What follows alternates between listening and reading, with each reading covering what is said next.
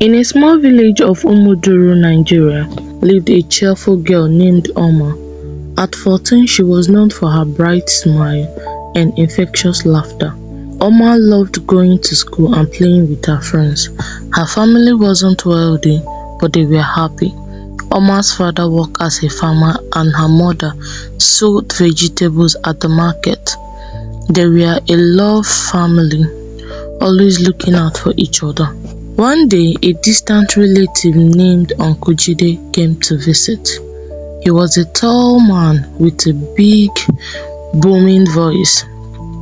Uncle Jide said he had come to help Omah's father with the farm. At first, Omah was excited to have a new family member around. Uncle Jide would bring her sweets and tell her stories about the big city where he lived. But soon things changed.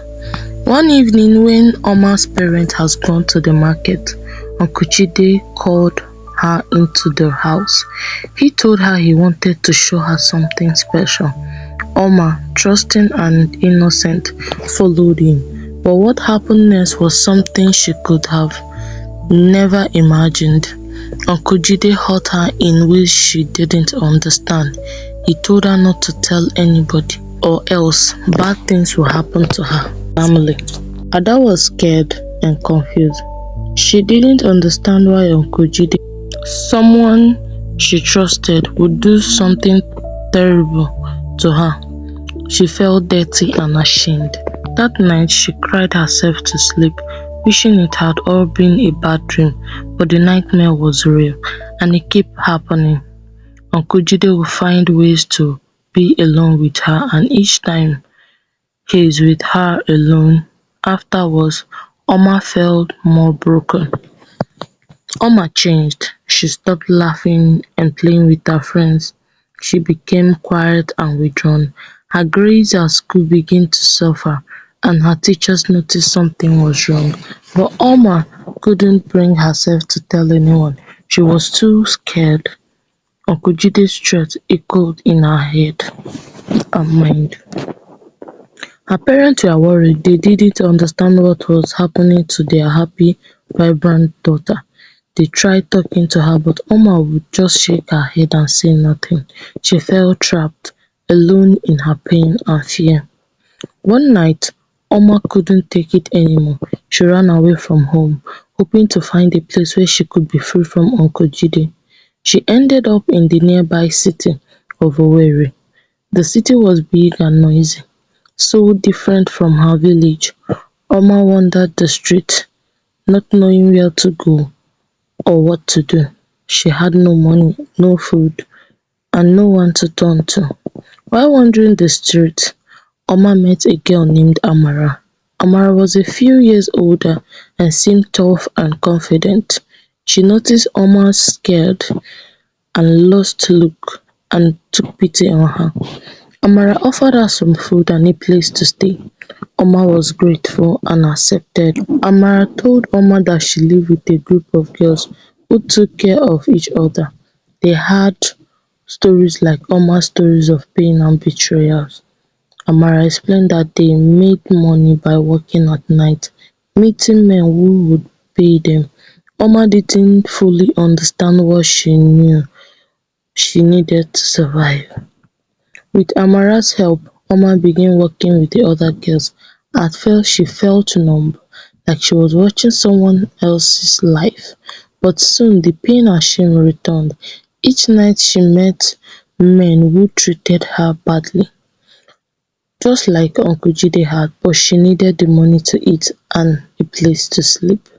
Omah's heart grew heavy with sadness. She missed her family and her village.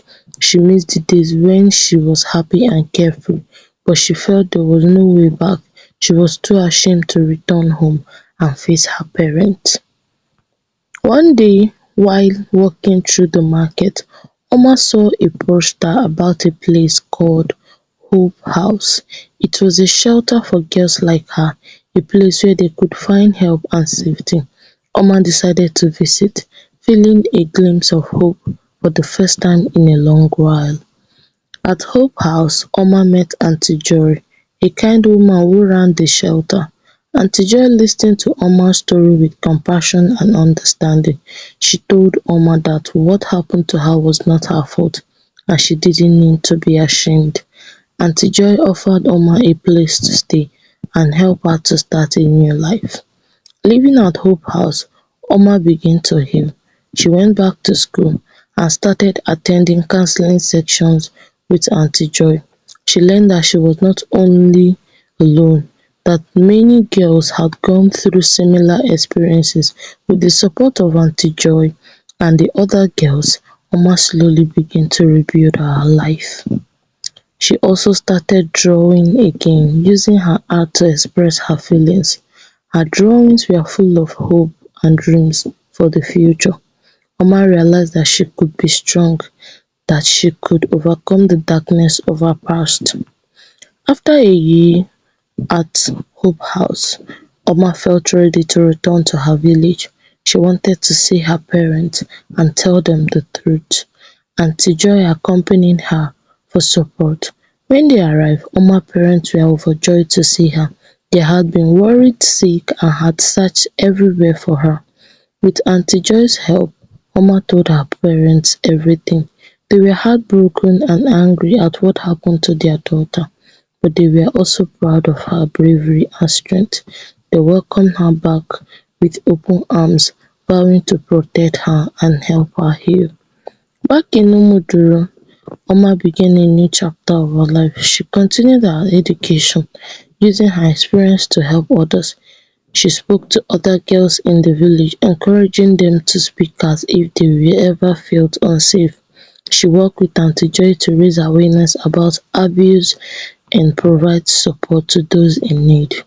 The journey was not easy, but she had found her way back from the darkness. She learned that no matter how bad things get, there is always hope. She had discovered her strength and the power of love and support. Emma's story was once filled with pain and despair, now become one of the resilience and hope. She knew that her past will always be part of her, but it did not define her. She was a survivor, and her future was bright.